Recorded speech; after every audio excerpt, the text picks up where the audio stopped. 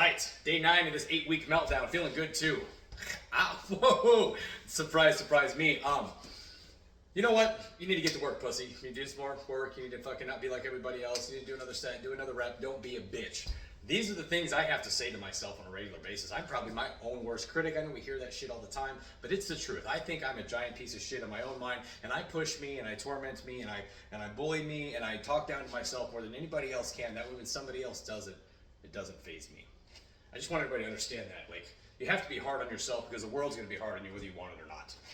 And so that's something I'm trying to teach my kids. Like, I'm thinking about this because my son's about to be 18. He's about to move back into dad's house after graduating in mom's house. And it's very clear to him and to me, he's spent most of his time with dad, that the dad lives at a different standard than most people, according to even his mother. And so, you know, it gives me a lot of anxiety about him stepping into his own, becoming a man, and what kind of disciplines he's going to have and what kind of life he's going to build for himself.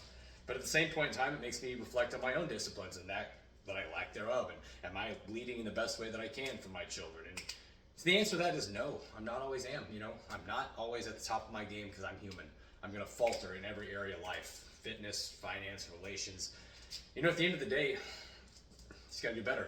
So that's all it's about. That's what everything's about. It's what fitness is about. It's what money's about. It's what relationships is about. It's what being a man's about. You just have to fucking do better. You know, and better than who, you might ask? Better than the previous version of yourself. Better than the next guy, because he's trying to beat you out too. Better than the piece of shit 2 blocks down, and better than the guy halfway across the world. Be better than fucking everybody. And you know, and setting that goal is unrealistic. I understand that. But all of my goals are unrealistic. Being the strongest man in the room is not a reality because I'm short. I have small bones. I'll never have the most mass. I understand that, but it's still a goal. I want to be the smartest man in the room. This is going to be very hard for me to do because I don't read near as much as the average man. I used to. It's something I don't do anymore, but I need to get back to it. You know, all these things that I want to do, they take time and effort, and I'm probably never going to achieve them. And the reason for setting astronomical goals is to never achieve them, and so I always have a reason to work. I always want a reason to work. All right. Now that I've been rambling on about myself, let's check out this workout. Pretty happy with myself. All the work that I'm talking about right here, right now, this is the shit I live for. 200 pounds. I've lost 15 pounds in the last 60 days. My abs are not back. That is just a false recognition of shadow and lighting. It's a trick. It's a trick. Now they're gone. Anyways, so yeah, 200 pounds, the lightest I've been in 60 days. I feel really good about that. I don't know my body fat percentage. I haven't taken in a while. Maybe I'll give that to you guys. This morning, my routine. I woke up, had a cup of coffee. Instantly, 25 minutes of fasted cardio. The coffee ruins that, but I'll call it fasted. Fasted cardio, 1 cup of coffee, and then after that, I had breakfast. My normal breakfast, you guys have seen it, 4 eggs, bacon, peppers. I took an hour nap into the gym, and today was shoulders. And here we are. So with shoulders, go ahead and take this off. Love this pump. Kept it relatively simple. I want to start with my rears. It's my weakest side of my deltoid is that rear, that back there. So when I do this, I'm in a cable machine, and I'm almost reverse pec teching, so to say. I'm trying to squeeze them shoulder blades together. I just want everything to be flexed and stretched as I come forward.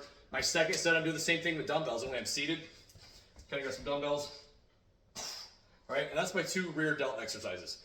For side delts, I did just dumbbell flies. All right, everybody knows what a side lateral raise is. I did those. I did those until I failed, and then I grabbed 15s. I was using 25s there. Then I grabbed 15s, and I went until I hit 12. I made sure I always got 12 reps in that side delt exercise. And then I take a bench, and I kind of just incline it a little bit. And I'm in there with a 12-pound weight, not a lot.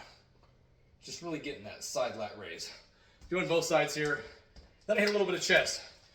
Flat dumbbell press, really getting the side of the chest and exploding up. Okay, and then I grab some 15s. I call them body crossovers. I can really feel them in the upper pec.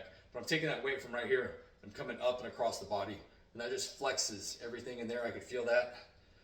And I like it. So I did some of those. And then lastly, I did some hanging leg raises. It's time to get my abs back. All right, so I'm gonna quit talking. That was my exercise. It took me about 40 minutes to get into. Yeah, so I'll flex it off and get out of here. Don't say the F word. I'm terrible at that shit. All right, that's a good shoulder pose. Front double bi.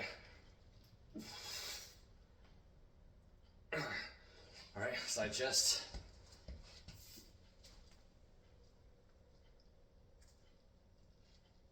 It's a good looking shoulder, James. Probably my best muscle, I'm gonna be honest.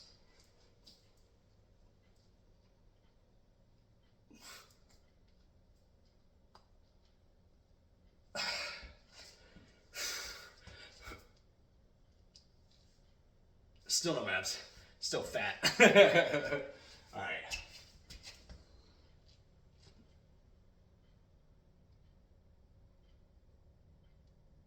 That's all I got, boys. Go get some.